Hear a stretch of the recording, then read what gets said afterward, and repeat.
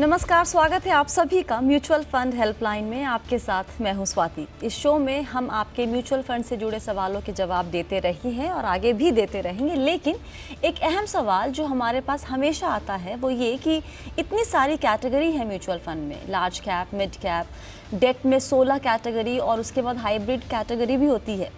तो इसमें हम अपने लिए सही कैटेगरी कैसे चुनें? ये उलझन नहीं होगी अगर आपको अलग अलग तरह के फंड की बेसिक समझ हो। तो इसलिए हम म्यूचुअल फंड हेल्पलाइन में आपके सवालों के जवाब के साथ अगले कुछ हफ्तों तक म्यूचुअल फंड की अलग अलग कैटेगरी की मूलभूत जानकारी भी आपको देंगे ताकि आप अपना म्यूचुअल फंड पोर्टफोलियो समझदारी से बना सके। चलिए शुरू करते हैं आज का शो और देखते हैं कि आज के शो में खास क्या है। बच्चों की पढ़ाई और दूसरे खर्चों के लिए एसआईपी की सही रकम क्या हो? यूनियन मिड कैप फंड में मिल रहा है बढ़िया रिटर्न, तो क्या इसमें निवेश बढ़ाना चाहिए? सॉवरेन गोल्ड बॉन्ड में जिस बैंक खाते से निवेश किया था अगर वो बंद हो तो कैसे मिलेगा ब्याज? और अपने खास सेगमेंट फंड नामा में आज हम समझेंगे क्या होता है मिड कैप फंड और क्यों इसे रिस्की मानते हैं। और आज हमारे सवालों के जवाब देने के लिए हमारे साथ हैं वेन वेल्थ के को-फाउंडर उदय धूत। उदय, स्वागत है आपका शो पे। नमस्ते, बहुत बहुत धन्यवाद। कैसे हैं उदय? सब ठीक है बैंगलोर में? बहुत बढ़िया, आप कैसे हैं? एकदम बढ़िया। चलिए शुरू करते हैं सवाल जवाब का सिलसिला। यहाँ पर हमारे साथ फोन लाइन पे इस वक्त कौन मौजूद है? हमारे साथ जुड़ रहे हैं नितिन अहलुवालिया। नितिन जी नमस्ते, कहाँ से बात कर रहे हैं आप? नमस्कार मैम, मैं अभी दिल्ली में रहता हूँ। अच्छा। दिल्ली से ही बोल रहा हूँ जी, बताएं क्या सवाल है आपका? मैम, मेरा कुछ जो पोर्टफोलियो है म्यूचुअल फंड का, मैं काफी टाइम से निवेश कर रहा हूँ उनमें। पर मुझे थोड़ा बहुत ये कंफ्यूजन है कि मैंने इतने सारे सिप्स में पैसा लगा रखा है, should I continue with so many SIPs, और मैं इनमें से कुछ छांट कर कुछ एक जो बेस्ट है वो रखूं? आपके पोर्टफोलियो में इस वक्त 24 स्कीम्स हैं, राइट? जी मैम, जी। इसमें से आपने 6 में बंद की है, 12 में मंथली, 4 में वीकली, 2 में फोर्टनाइट एसआईपी, करेक्ट? जी मैम, जी। 24 कैसे जुड़ गए पोर्टफोलियो में? 24 मैम इस तरह हुआ क्योंकि मैं जी बिजनेस और अनिल जी को और आपको बहुत फॉलो करता हूँ, और शो देख देख के मैंने फिर कुछ एक जो अच्छे फंड्स थे उनमें इन्वेस्ट शुरू कर दिया। लेकिन अब मुझे लगता है कि बहुत ज्यादा हो चुके हैं, तो इसीलिए थोड़ा आपने शो देखा उसके लिए शुक्रिया, फॉलो करते हैं उसके लिए भी शुक्रिया। लेकिन आपने ये नहीं सुना था कि पोर्टफोलियो में 5-6 फंड बहुत होते हैं? बिल्कुल सुना था मैम, सुना था, और यही शायद गलती भी हो गई है। तो आपको इसको थोड़ा कम करना है, छोटा करना है पोर्टफोलियो, राइट? जी मैम, जी। उदय बताइए, पोर्टफोलियो पे पहले एक नज़र डाल लेते हैं। 24 स्कीम है, 6 में हालांकि बंद हो चुका है अब निवेश। कैसे इसको हम छोटा कर सकते हैं? कहाँ कहाँ पर किस किस स्कीम्स को हम बंद कर सकते हैं? नितिन जी, पोर्टफोलियो पे आने से पहले आपने हमें अपने सवाल के साथ और पोर्टफोलियो के साथ अपनी कुछ और डिटेल्स भेजी हैं कि आप ये जो निवेश कर रहे हैं ये अपने बच्चों की पढ़ाई के लिए प्लानिंग आपकी है। तो ये बहुत ही अच्छी बात है कि आपके दिमाग में एक स्पेसिफिक गोल है और एक लंबे दौरान के लिए आप पैसों का निवेश कर रहे हैं, तो ये एक अच्छी चीज़ है। अभी जो कई चीज़ें जहां हमें कुछ क्लैरिटी चाहिए और जो चीज़ हमें चेंजेस करनी है, जैसे कि अभी स्वाति जी कह रही थी कि over a period of time आपने बहुत सारे फंड्स ऐड कर दिए हैं, और ज़्यादातर स्वाति हम ये देखते हैं कि जैसे जैसे निवेशक आइदर न्यूज़पेपर या कोई शो फॉलो करते हैं, तो जो भी अच्छी स्कीम वहाँ पे अगर कोई रेकमेंड करता है तो उसको ऐड करते जाते हैं और लोगों का पोर्टफोलियो बहुत बड़ा हो जाता है। तो मैं आपको नितिन जी ये सजेस्ट करूँगा कि पोर्टफोलियो में सबसे ज़रूरी चीज़ लॉन्ग टर्म रिटर्न के लिए अगर हमें चाहिए, वो आपकी एक बराबर एसेट एलोकेशन होनी चाहिए। एसेट एलोकेशन का मतलब होता है कि आपको इक्विटी में कितना पैसा होना चाहिए, डेट में कितना पैसा होना चाहिए, विद इन इक्विटी आपका एलोकेशन क्या होना चाहिए, विद इन डेट उसके अंदर एलोकेशन क्या होना चाहिए। ये जो अच्छी स्कीम है जिसने लास्ट 1 साल में या 2 साल में बढ़िया परफॉर्मेंस किया है, ये चीज़ जो है हर 2 साल 3 साल में चेंज होती रहेगी। अगर हम उसके पीछे भागेंगे तो हमेशा ही हमारा पोर्टफोलियो ऐसे ही बढ़ता जाएगा। तो एक जनरल प्रिंसिपल के हिसाब से सोचिए, अगर आप 100% इक्विटी का पोर्टफोलियो चला रहे हैं तो उसमें 35% 30 से 40% के बीच में आप लार्ज कैप और इंडेक्स फंड रखिए, जहां पे आपका जो पैसा है वो बड़ी कंपनियों में निवेश हो रहा है या इंडेक्स फंड में निवेश हो रहा है। फिर 35% जो है वो मल्टी कैप फंड्स में रखिए। मल्टी कैप फंड्स जो होते हैं उसमें आपको एक फ्लेक्सिबिलिटी रहता है, उधर थोड़ा बड़ी कंपनी भी होंगी, मीडियम साइज की कंपनी भी होंगी और छोटी कंपनी भी होंगी। और फिर उसके अलावा एटलीस्ट लगभग 10 से 15% पैसा जो है वो बाहर की कंपनियों में निवेश करें, जो हम इंटरनेशनल फंड्स कहते हैं। वो क्यों? ताकि आपको एक इकोनॉमिक डाइवर्सिफिकेशन मिले, एक करेंसी डाइवर्सिफिकेशन मिले। तो वहां आप यूएस या इमर्जिंग मार्केट्स का अलग कोई एक फंड ले सकते हैं। और उसके अलावा 15% तक जो पैसा है वो बैलेंस एडवांटेज फंड वाली कैटेगरी में डालें, ताकि थोड़ा बहुत आपके पोर्टफोलियो में डेट का भी एक रेगुलर बैलेंस बनता रहे। तो ये एक आप रेशियो मान के चलिए। अब बाकी स्पेसिफिक अगर आपके पोर्टफोलियो पर आऊं तो 24 स्कीम्स में से मेरे ख्याल से जो कॉमन स्कीम्स हैं वो लगभग 18 हैं उसमें से। और उसमें आप अगर देखेंगे तो आपके पास में ब्लू चिप में, मतलब जो बड़ी कंपनियों में एक्सिस है, एचडीएफसी फोकस 30 है, टॉप 100 है। तो उनमें से आप मेरे ख्याल से एक्सिस ब्लू चिप और एचडीएफसी फोकस 30 में अपना सारा पैसा कंसोलिडेट कर लीजिए।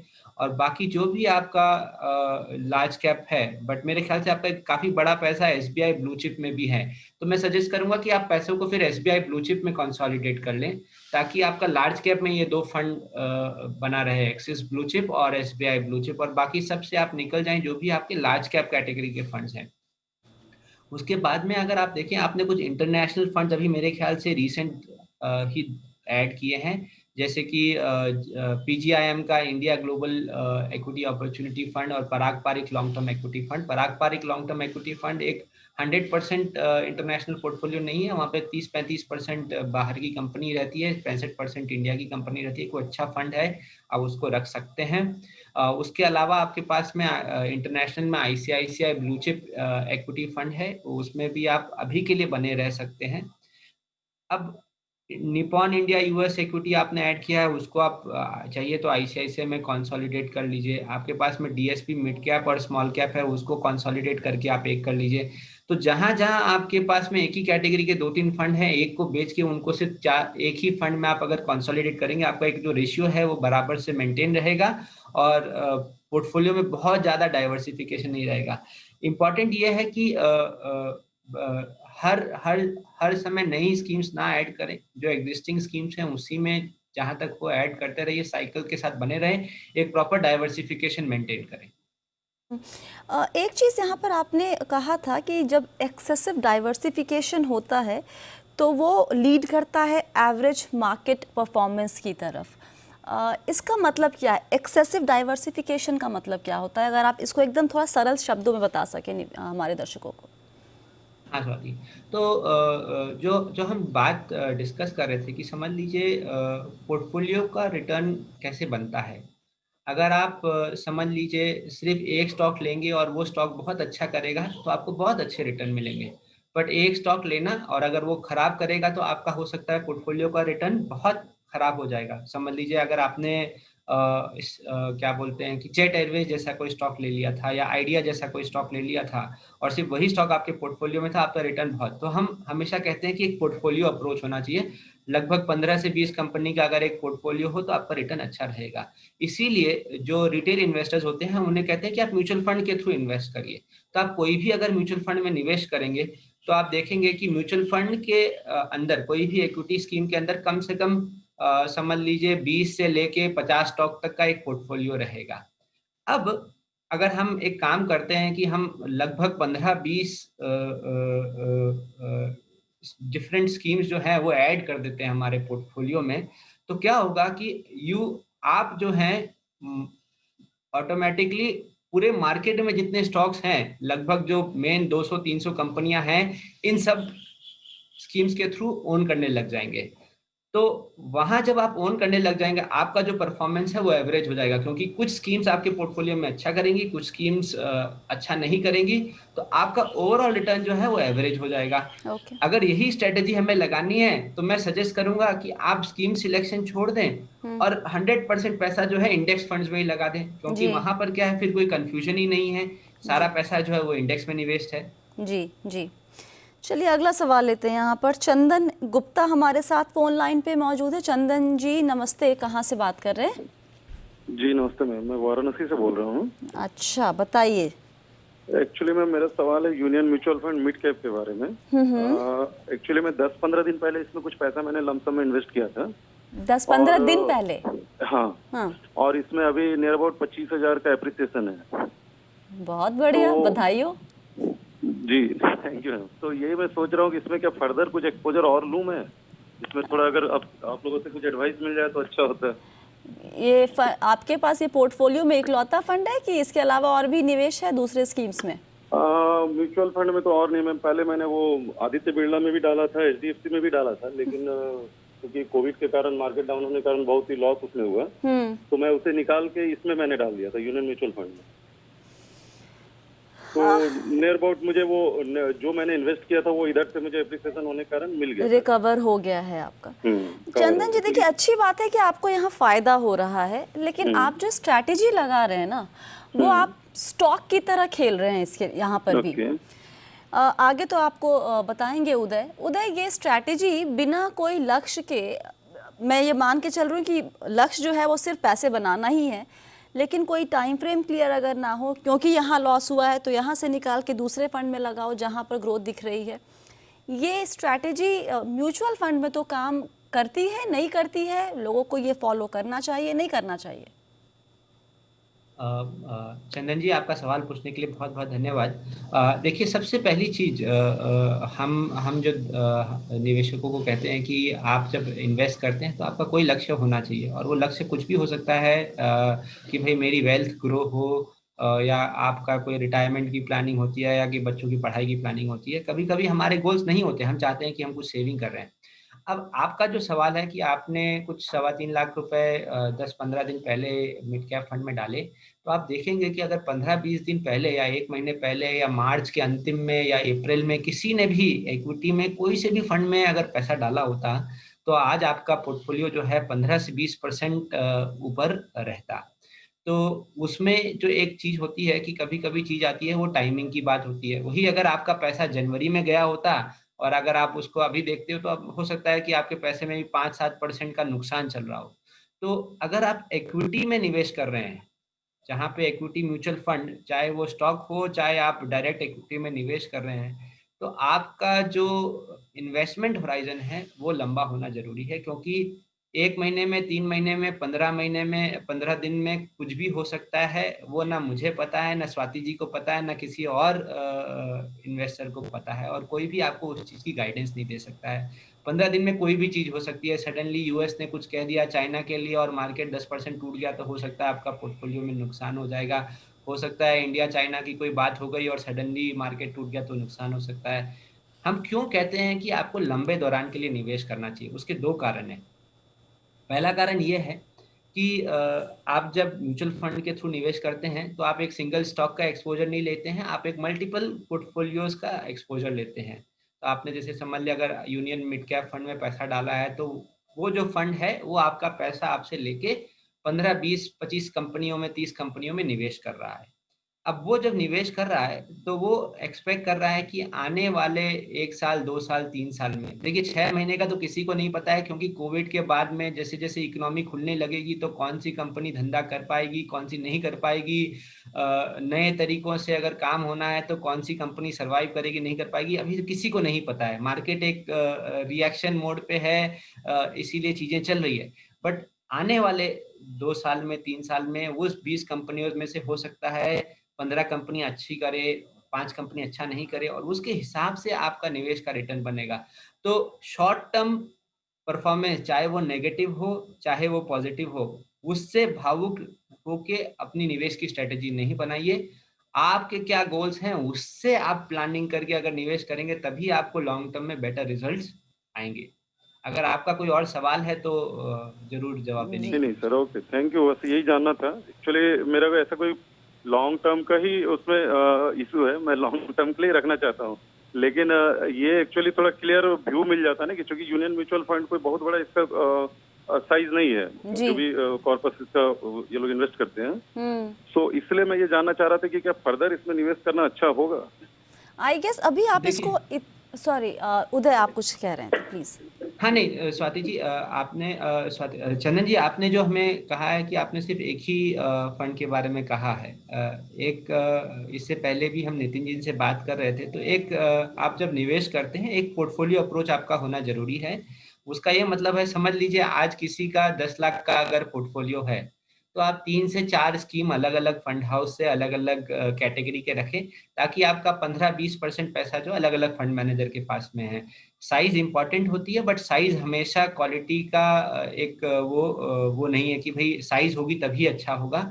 कभी कभी छोटे फंड भी बहुत अच्छा करते हैं, तो मैं ये नहीं कहूंगा कि आप इसमें और पैसा नहीं डालिए, बट आपका एक पोर्टफोलियो अप्रोच होना जरूरी है कि अगर आपके पास में 100 रुपए है निवेश करने के लिए, तो मेरा कुछ पैसा लार्ज कैप में है, कुछ पैसा मिड कैप में है, कुछ पैसा मल्टी कैप में है, और 3-4 अलग अलग फंड में है, ताकि कभी हो सकता है एक्सिस फंड बहुत अच्छा कर रहा है, कभी कर रहा है यूनियन बहुत अच्छा कर रहा है, कभी पराग पारिक बहुत अच्छा कर रहा है, कभी एचडीएफसी, कभी आईसीआईसीआई। तो आप अगर डाइवर्सिफाइड रहेंगे तो आप कभी ऐसा नहीं रहेगा कि मेरा पोर्टफोलियो अच्छा नहीं किया। जी चलिए, यहाँ पर एक छोटा सा ब्रेक लेते हैं। ब्रेक के बाद हम कुछ और सवाल लेंगे और जवाब देने की कोशिश हम ज़रूर करेंगे। आप सभी बने रहिए जी बिजनेस के साथ।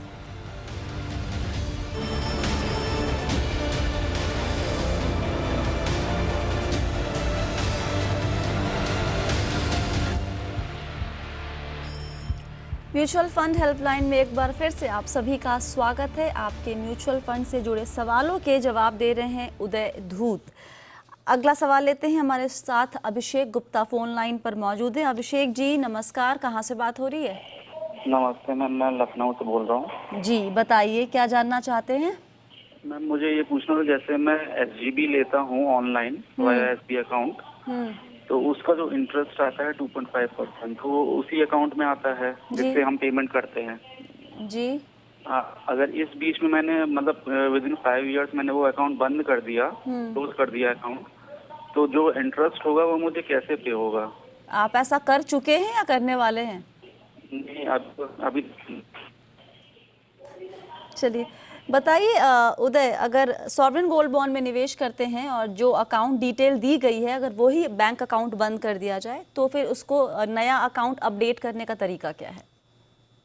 तो ऐसा है अभिषेक जी, आप जब सॉवरेन गोल्ड बॉन्ड खरीदते हैं, आप 2 तरीके से उनको खरीद सकते हैं। आप उसको डीमैट फॉर्म में खरीद सकते हैं ऑनलाइन, या आप उसको फिजिकल फॉर्म में खरीद सकते हैं जहाँ पे आपको एक सर्टिफिकेट मिलता है। अगर आप उसे फिजिकल फॉर्म में खरीदते हैं तो आपने जहाँ से भी खरीदा, अपनी बैंक के थ्रू खरीदा है, जहाँ खरीदा, आपको वो फॉर्म का रेफरेंस, जो भी आपका एक वो सर्टिफिकेट का रेफरेंस देके उनको बैंक अपडेट करने के लिए बताना पड़ेगा, और फिर वो अपने आप RBI से कांटेक्ट करके वो जो बैंक में रिकॉर्ड्स अपडेट करेंगे, ताकि आपका जो ब्याज है वो आपके रेगुलर अकाउंट में आता रहे।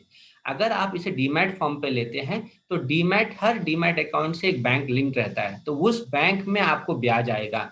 तो आपको अगर डीमैट फॉर्म में सॉवरेन गोल्ड बॉन्ड्स हैं, तो आप अपने डीमैट पे जाएंगे और वहां पे जो अपने नए बैंक अकाउंट हैं उस डिटेल्स को अपडेट करेंगे, तो ऑटोमेटिकली आपके अगर कोई स्टॉक्स हैं या बॉन्ड्स हैं, उनका ब्याज जो है वो उस बैंक अकाउंट पे आ जाएगा। तो अभिषेक जी क्लियर हो गया? मैम बस यही था कि मतलब ऐसे मैं फिजिकल फॉर्म में लेता हूँ तो वो मुझे फिर एक फॉर्म भरना पड़ेगा चेंज कराने के लिए बैंक डिटेल्स का, बेसिकली यही है। हाँ जी हाँ जी हाँ जी। अच्छा ठीक है, ठीक है ठीक है मैम, ठीक है मैम। और अब वक्त है हमारे खास सेगमेंट फंड नामा का, और आज फंड नामा में हम बात करेंगे मिड कैप कैटेगरी की।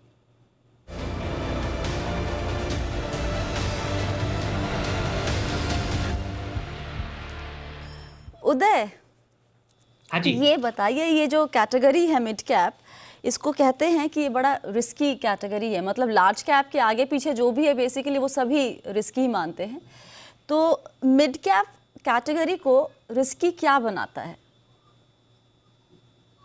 तो अभी एक मिड कैप की पहले डेफिनेशन देखते हैं। तो लगभग 1.5-2 साल पहले जो सेबी ने देखा कि हर फंड हाउस अपनी एक डेफिनेशन से चल रहा है। किसी के लार्ज कैप डेफिनेशन कुछ है, किसी का मिड कैप डेफिनेशन कुछ है, और उस कारण से बाजार में बहुत कंफ्यूजन है। एक कंपैरिजन नहीं हो पा रही है कि कौन सा लार्ज कैप फंड अच्छा कर रहा है, कौन सा मिड कैप फंड अच्छा कर रहा है। तो बहुत सलाह मशवरा करने के बाद में सेबी ने कहा कि हम ही डिफाइन कर देते हैं कि लार्ज कैप क्या होता है, मिड कैप क्या होता है, स्मॉल कैप क्या होता है, ताकि कंपैरिजन जो है वो बहुत आसान हो जाए और फंड का रिस्क जो है वो एक कंट्रोल रहे, क्योंकि सबको पता है कि इस फंड में ये है, इस फंड में ये है। तो मिड कैप स्टॉक्स को डिफाइन किया था कि जो अगर भारत देश में जितनी भी कंपनी लिस्टेड हैं बॉम्बे स्टॉक एक्सचेंज और नेशनल स्टॉक एक्सचेंज में, उन्हें अगर हम साइज से देखें तो नंबर 1 से लेके नंबर 100 जो सबसे बड़ी कंपनियां हैं वो लार्ज कैप कंपनियां हैं। 101 से लेके 250 तक जो कंपनी है उनको मिड कैप कंपनी करार दिया गया है, और हर 6 महीने एमफी को कहा गया है कि आप साइज के हिसाब से उन फंड्स को नई डेफिनेशन और जो नाम है उन स्टॉक्स के बताएंगे। तो ये जो 150 स्टॉक्स हैं जो कि 101 से लेके 250 तक है, उन्हें मिड कैप हमने कहा है। और एक मिड कैप उदय, हाँ जो मार्केट कैप का जो दायरा होता है मिड कैप कंपनियों का, वो कितना बड़ा होता है? मतलब वो कितने करोड़ से कितने करोड़ वाली कंपनियां जो होती हैं वो मिड कैप कैटेगरी में आती है? कोई रेंज तो उसका? ये जो पीस है, ये आप देखेंगे कि ये रेगुलरली ही चेंज होता रहेगा। अच्छा। कि जैसे जैसे मार्केट कैप, इसीलिए हर 6 महीने आप देखेंगे कि हर 6 महीने में एमफी जो है एक नई लिस्ट निकालती है कि भाई कौन सी कंपनी अभी मिड कैप में है, कौन सी कंपनी लार्ज कैप में है और कौन सी कंपनी स्मॉल कैप में है।